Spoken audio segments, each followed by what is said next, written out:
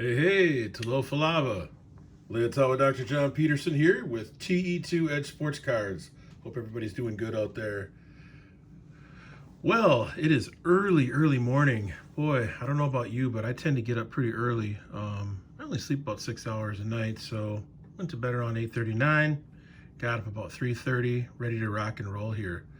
I'll definitely post this video in the morning. I will also do a prime time with TE2 later this evening. It seems that on Tuesdays, viewers watch quite a bit. If you haven't had a chance to subscribe, please subscribe. I've only got just a small percentage of viewers who subscribe. It's definitely more people watching the videos than are subscribing. So hit the subscribe button, hit the like button.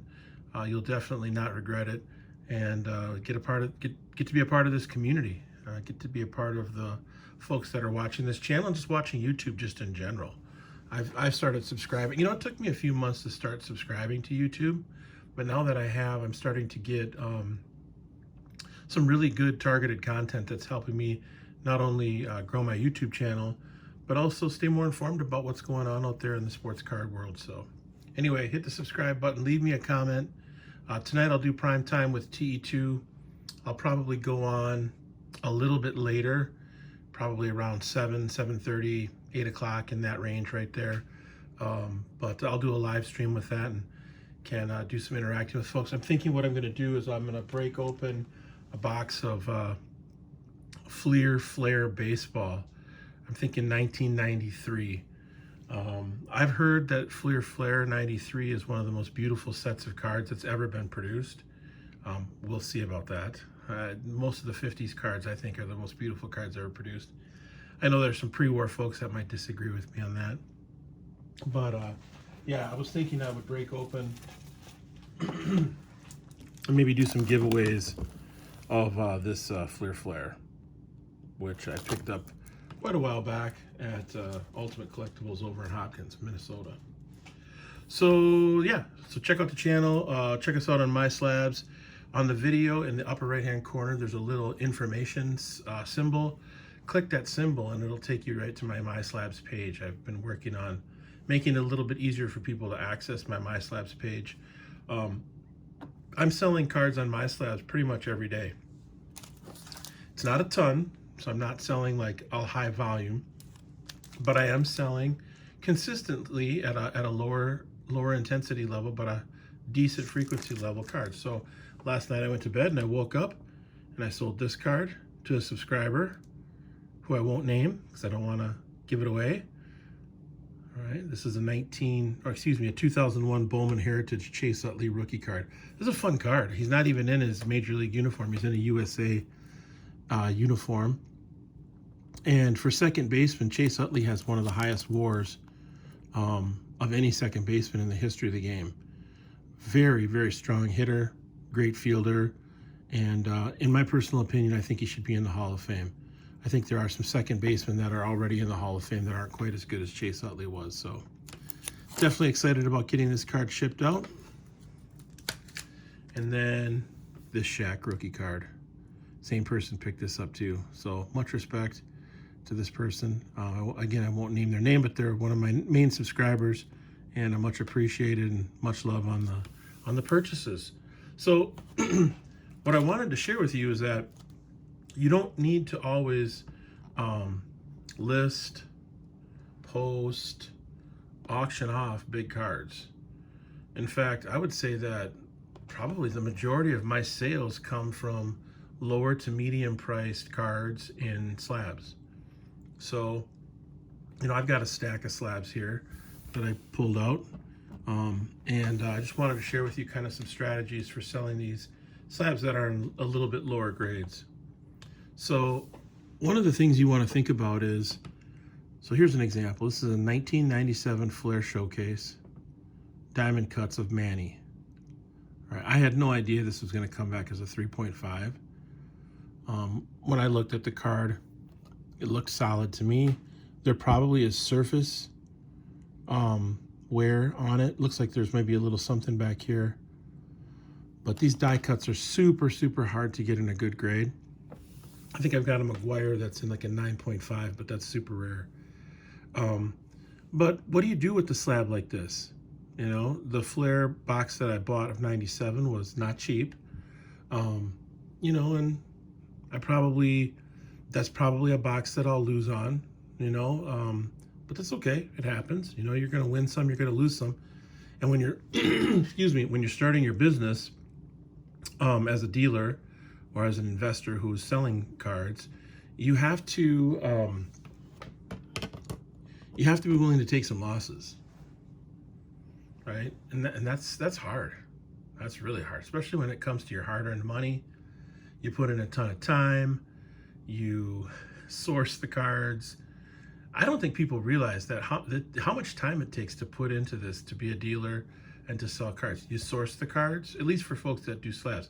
If you're selling raw, ungraded, it's still a lot of work, but not as much work as for those who are doing putting cards in slabs, right? Because it's a whole nother extra step.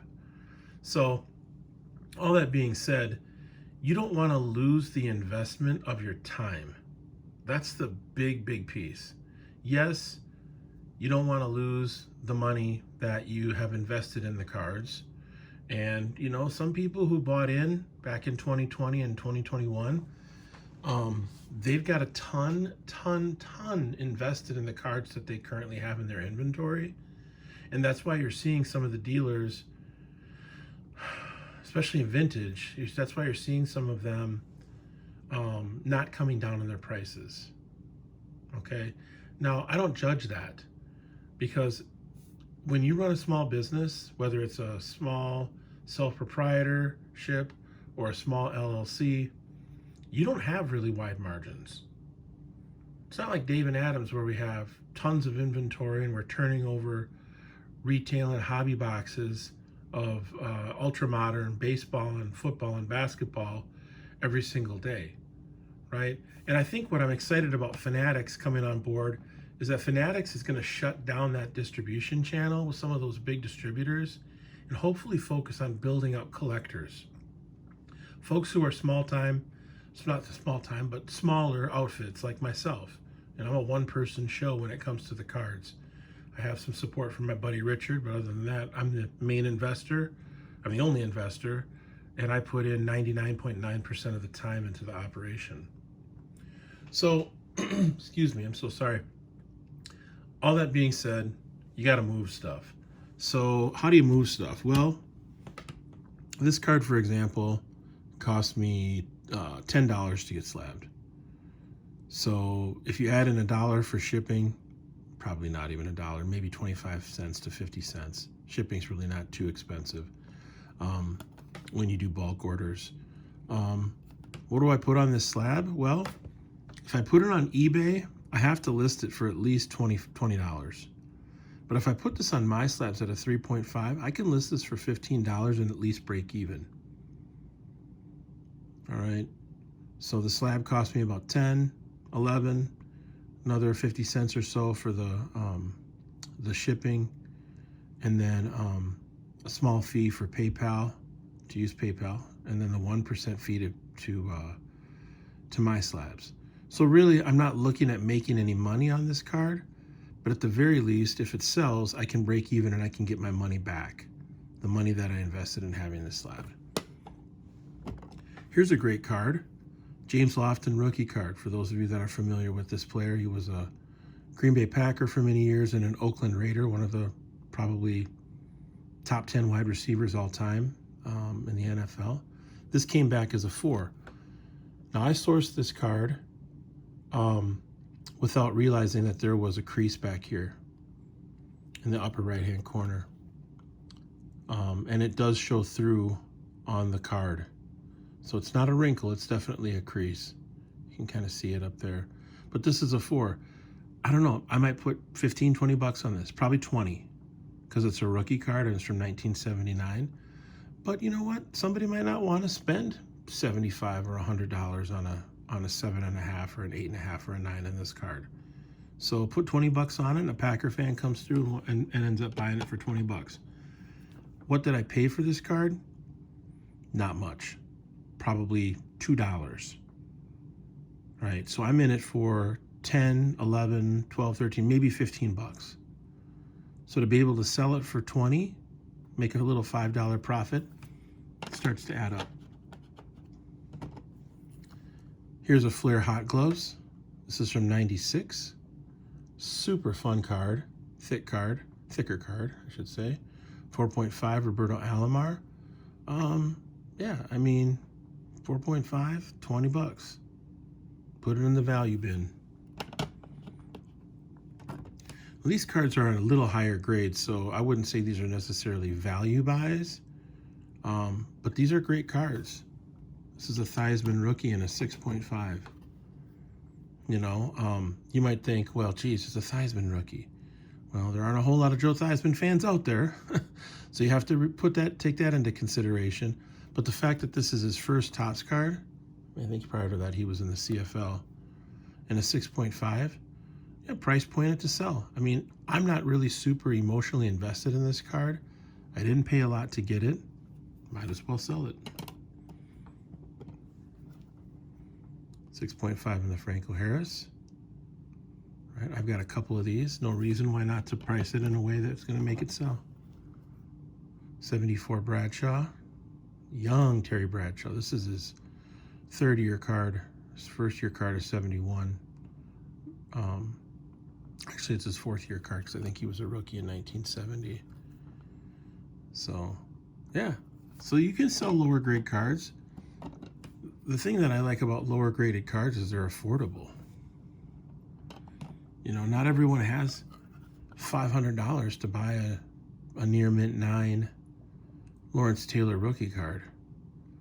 Am I going to get my money back, all my money back on the box that I bought for 82 Topps football? Probably not. But that's okay. That's all right. You know, I mean, I had fun opening up the box. I pulled out some different cards that I can sell. And hopefully put these slabs in the hands of some people that will really enjoy them. Because that's really, ultimately, after you can hopefully break even and or make a little bit of a profit, that's what you're looking at. So these are some higher grades. There's a John Hanna. I think this might be, it's a second-year card. I think this might be his rookie card. Now this is a little bit higher grade, 7.5. So this would be something that I wouldn't part with too quickly. That's his second-year card.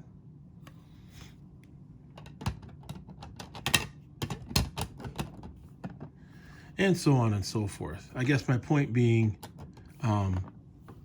there's no, unless you're feeling like you have to get a break even or profit on what you've invested in on every card, you have got to be willing to sell and move some of your cards for a little less than what you're in for them. These two cards, 7.5, 7.5. I'll have to comp them. I don't know what they value at, but I'll price these to sell. You know, with the hopes that somebody wants to pick them up at an affordable price. Same thing with the sweetness here. So the moral of the story is this. You want to keep moving your inventory. You don't want to hang on to it for too long, because the money that you've got in these slabs that are just sitting is money that you could use to do something else, even if it's not even cards. So think about pricing your slabs in a way that allows you to keep things moving. You're going to take a few losses. That's just the way that it goes in running a small business. But in the long run, you're going to get some wins. And for every slab that you price, you're going to sell one like this. 15 bucks, 35 bucks. I mean, I'm up to almost 60, 70 transactions sold in my slabs in the last few months. And the vast majority of them are less than $50. But all those transactions start to add up, and you make $5 here, you break even there, you might lose a couple bucks here, but you make another 10 there, and then the next thing you know, you sell a $400 card, right? A $400 card that you sourced for $150 or $200, right? So you got to think about it from the perspective of keeping momentum, keeping things moving. All right, hopefully that was helpful for some folks out there. Stay positive, keep working, keep grinding. The time you put in is as valuable as the money that you put into it. So just don't give up and keep going and keep it positive. Peace out and one love.